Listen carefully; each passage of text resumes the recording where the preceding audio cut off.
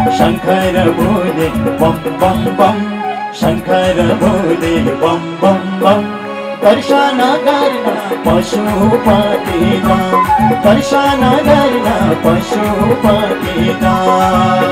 मेरो नाम भाइ कृष्ण बलामी बसाइ मेरो चन्दागिरी छ यही हो। म यो समितिको सल्लाहकार। यो मेला वैशाख औँसीको दिनमा लाग्छ। वास्तवमा यो आफ्नो चाहिँ पूजनीय आमा दिवंगत आमा प्रतिको एउटा सम्झना स्वरूप मनाउने एउटा यो औँसी हो। यहाँ चाहिँ मलाई लाग्छ लाखौँ चाहिँ श्रद्धालु भक्तजनहरू जो एउटा आमाप्रतिको एउटा सदाभाव व्यक्त गरेर यहाँ आउँछन्। मलाई लाग्छ यसको समग्र रूपमा हामीले व्यवस्थापन अहिले गरिरहेका छौँ, किनभने मातृ संवर्धन विकास संस्थाको आयोजनामा यो सबै भइरहेछ।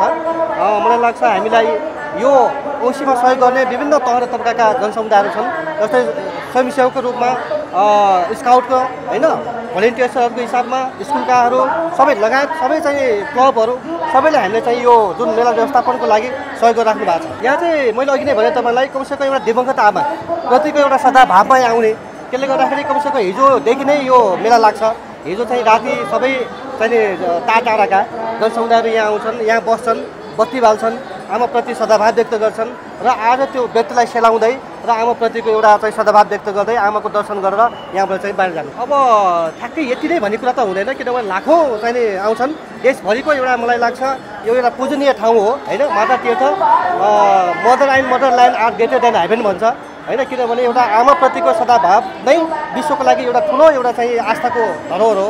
त्यसले गर्दाखेरि मलाई लाग्छ देशभरिबाट होइन 77 जिल्लाको मान्छेहरू यहाँ आउँछन्, किनभने त्यो भनिरहँदाखेरि मलाई लाग्छ लाखौँको सङ्ख्यामा भनौँ लाखौँको सङ्ख्यामा यहाँ आएर आफ्नो आमाप्रतिको सदाभाव व्यक्त गरेर यहाँबाट जान्छ। सम्पूर्ण श्रद्धालु भक्तजनहरू एउटा आमाप्रतिको सदाभाव राख्ने सम्पूर्ण जनसमुदायहरूलाई हामी आयोजकको तर्फबाट के अनुरोध गर्न चाहन्छौँ भने यो अत्यन्तै ठुलो मेला हो।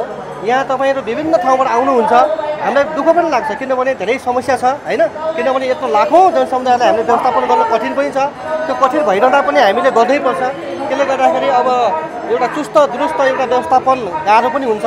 त्यसले गर्दाखेरि उहाँहरूले हामी के भन्न चाहन्छौँ भन्दाखेरि आफ्नो हिसाबमा होइन, जस्तै यहाँ धेरै अब जनसमुदाय आउँछन्, उहाँहरूको कसैको सिक्री हराएको छ, कसैको पर्स हराएको छ, कसैको के हराएको छ, कोही आफन्त हराएको छ।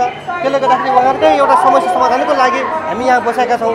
तर उहाँहरूलाई हामी के भन्छौँ भने हामीले विगतदेखि नै हामीले अनुरोध गरिरहेका छौँ कि उहाँहरूलाई कमसेकम एउटा अमूल्य चाहिँ सामग्रीहरू जस्तै सुनहरू होइन, त्यो खालको पैसा भएको पर्सहरू त्यो खालको चाहिँ नलायक आइदिनु हुन हामीले विगतदेखि नै उहाँहरूलाई अनुरोध गरिरहेका छौँ।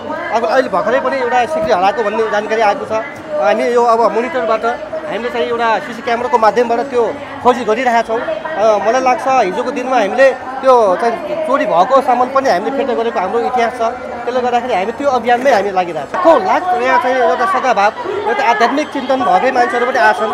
त्यसले गर्दाखेरि जुन एउटा अरूले फैलाएको हावा जस्तो मलाई लाग्छ, किनभने मलाई लाग्छ अहिले पछिल्लो अवस्थामा मान्छेमा चैन छैन, मनमा शान्ति छैन। त्यसले गर्दाखेरि मान्छेमा पैसा छ तर चैन छैन। त्यसले गर्दाखेरि एउटा आध्यात्मवादसँग जोडिएको मान्छे धेरै मान्छे यो आध्यात्ममा जोडिएको छ अहिले, किनभने मान्छेसँग पैसा छ, गाडी छ, बङ्गला छ, सबै छ, तर मनमा शान्ति छैन। त्यो भनेको मतलब के हो भने आध्यात्मिक भएको छैन मान्छे। त्यो जबसम्म मान्छे आध्यात्मिक हुँदैन तबसम्म उसलाई अरबै भए पनि करोडै भए पनि उसको मनमा शान्ति हुँदैन। त्यसले गर्दाखेरि यो जुन माहौल हामी देखिरहेका छौँ, जति यो जुन धर्ममा यहाँ आइरहेका जनसमुदायहरू हामीले देखिरहेका छौँ, सबै एउटा धर्मप्रति आस्था राखेर होइन, एउटा आमाप्रतिको सदाभाव राखेर यो धर्ममा पनि आफ्नो आस्था जाहेर गर्नको लागि यहाँ आइरहेका छन्। मलाई लाग्छ सबै मान्छे अहिले यो पछिल्लो अवस्थामा धर्मसँग धेरै मान्छे जोडिएका छन्।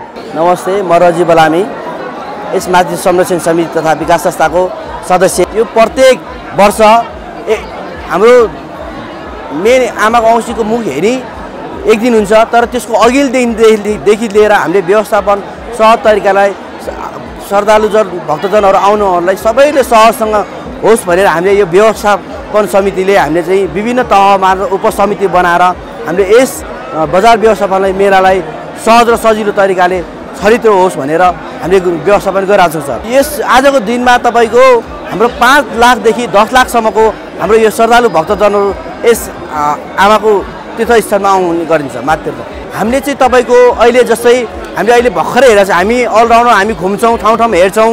यहाँ सबै चिज हेर्दाखेरि लाइनलाई एकदम थिचोमिचो गर्ने, एकदम पेल्ने भएको कारणले हामीले चाहिँ टाइम बिचमा चाहिँ अहिले रोकेर तपाईँको बिचबिचमा हामीले खोल्दै चाहिँ हामीले सहज श्रद्धालु भक्तहरूलाई सहज तरिकाले मिलाउँदैछौँ। अहिले हजुरले देख्नु पनि सक्नुहुन्छ ठाउँ ठाउँ भोलिन्टियर साथीहरूले रोकेर चाहिँ एकदमै सहज तरिकाले अहिले भित्र तपाईँ चाप बढ्यो भने हामी बिचबिचमा रोकेर हामीले सजिलो सहज होस् भनेर हामी मिलाएर मेचीदेखि महाकालीको जनसङ्ख्या आउनुहुन्छ। यो विश्वमा एउटा आमाको तीर्थस्थल भनेको हाम्रो माता तीर्थ मात्र हो। त्यस कारणले यसमा तपाईँको देशभरिको छँदैछन्, बाहिरको पनि आउने पनि गर्छन्। यस माता तीर्थ पाल्नुहुने सम्पूर्ण श्रद्धालु भक्तहरूलाई हाम्रो माता तीर्थ संरक्षण तथा विकास संस्थाबाट हार्दिक स्वागत गर्न चाहन्छु। साथै यस यो नयाँ वर्ष 2022 सालको शुभकामना पनि व्यक्त गर्न चाहन्छु। म मधेपुर थिमी बोडेबाट आएको। आजको यो मेला व्यवस्थापन कस्तो लाग्यो यहाँलाई? राम्रै लाग्यो, पहिलाभन्दा धेरै राम्रो छ। धेरै राम्रो छ। हजुरलाई कति घन्टा लाग्यो यो दर्शन गर्नलाई? आज सजिलै भयो। सजिलो भयो। उहाँहरूले व्यवस्थापन राम्रै गर्नुभएको छ। पहिला 1-1.5 घन्टा हुने, अब त राम्रो छ। व्यवस्थापन राम्रो छ। 3 घन्टा लाग्यो हामीलाई त्यहाँ। 3 घन्टा लाग्यो। कहाँदेखि आउनुभयो तपाईँहरू? हामी यो टोखा नगरपालिका टोखाबाट आउनुभयो। जो मोटामोटी यत्रो भिडभाडमा व्यवस्थापन ठिकै लाग्यो तपाईँहरू? ठिक लाग्यो। धन्यवाद। त्यसमा त्यसबाट आउनुभयो? हामी धादिङबाट आउनुभयो। कति बेरमा दर्शन गर्नु भ्याउनुभयो तपाईँहरूले यहाँ? हामी 7:30-8 बजी आएको, बल्ल भ्याइयो, दर्शन गरेर सकेर आइयो। भिडको व्यवस्थापन कस्तो लाग्यो तपाईँलाई यहाँको? व्यवस्थापन त एकदम राम्रो छैन, सजिलो भएन नि। अब बुढाबुढी लिएर गए, अब केही त्यो छैन, ठेला ढकाल छैन, केही छैन, पैसा मात्र। नमस्कार, म पूर्व सुरक्षाकर्मी परिषद नेपालको केन्द्रीय सदस्य र यस चन्दागिरी नगर कार्य समितिको अध्यक्ष विक्रम पाण्डे छेत्री। यहाँ चाहिँ यो माता तीर्थ मेला चाहिँ वर्षको एक फेर लाग्छ। आमाको मुख हेर्ने औँसीको दिन लाग्छ। अब यहाँ खास जुन यो माता तीर्थ औँसीमा लाग्ने मेलाको मेन उद्देश्य चाहिँ स्वर्गारोहण भएका जो आमाहरूको चाहिँ एउटा स्वर्गमा बास होस् र उहाँको आत्माले शान्ति पाओस् भन्ने किसिमले चाहिँ यहाँ आएर यो जुन आमा खुवाउने औँसीको दिन चाहिँ यहाँ विभिन्न किसिमको धार्मिक स्थलहरूको तुलनामा यो माता तीर्थ मेला एउटा नेपालको मात्र नभइकन विश्वको नै एउटा प्रख्यात छ। किनभने आमा भन्ने शब्दको यो एउटा मन्दिर हो। यसमा चाहिँ अब हामीले व्यवस्थापन चाहिँ के गरिएको छ भन्ने कुरा चाहिँ अब तपाईँले देखिरहनु भएको छ। यहाँ लगभग आजको गत वर्षको तुलनामा र मैले अहिलेको तुलनामा देख्दाखेरि 2 लाखभन्दा बढी भक्तजनहरू यहाँ आउने मैले चाहिँ त्यो दृष्टिकोण देखेको छु। त्योभन्दा नि बढ्ता हुन्छ, त्योभन्दा कम चाहिँ हुँदैन। अब त्यतिलाई हामीले व्यवस्थापन गर्न यहाँको स्वयंसेविका, यहाँको सुरक्षा र यहाँको विभिन्न किसिमको सुरक्षाहरू दिँदाखेरि यहाँ नेपाल प्रहरी, सशस्त्र प्रहरी बल नेपाल, पूर्व सुरक्षाकर्मी चन्दागिरी नगर कार्य समिति र नेपाल स्काउटदेखि लिएर यहाँ विभिन्न किसिमका विद्यार्थी भाइ बहिनीहरू यहाँ स्वयंसेविकामा खटिनु भएको छ र यहाँ व्यवस्थित रूपमा सबै व्यवस्थित एकदम राम्रो छ मैले भन्दिनँ। किनभने यत्रो ठुलो मेलामा केही कमी कमजोरी हुन्छ।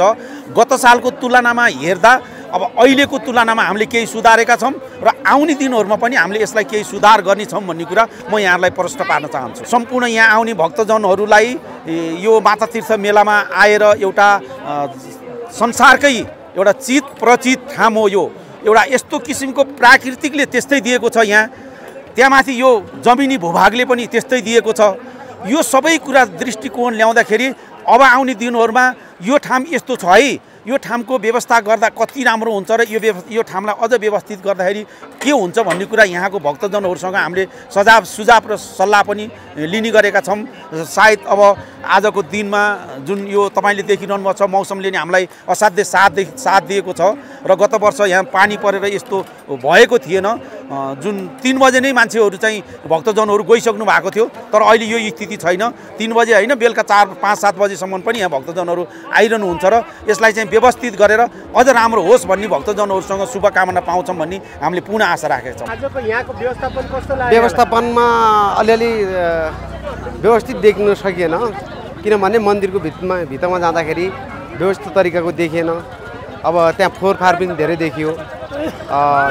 व्यवस्थापन अलिक कमजोर देखियो। कति घन्टा लाग्यो तपाईँलाई यो मन्दिर घुम्न? मन्दिर घुम्नको लागि मलाई लाग्यो 1 घन्टा जति भित्र मन्दिरभित्र जाँदाखेरि। तर त्यहाँ अलिक व्यवस्थापनको कमजोरी देखिएको छ, अलिकति व्यवस्थापन गर्नुपर्छ। फोहोर बढी देखियो? हजुर, अलिकति स्वयंसेवकहरूले व्यवस्थापन गर्न अलिकति कमजोरी देखियो। हस्, धन्यवाद। ल, थ्याङ्क यू।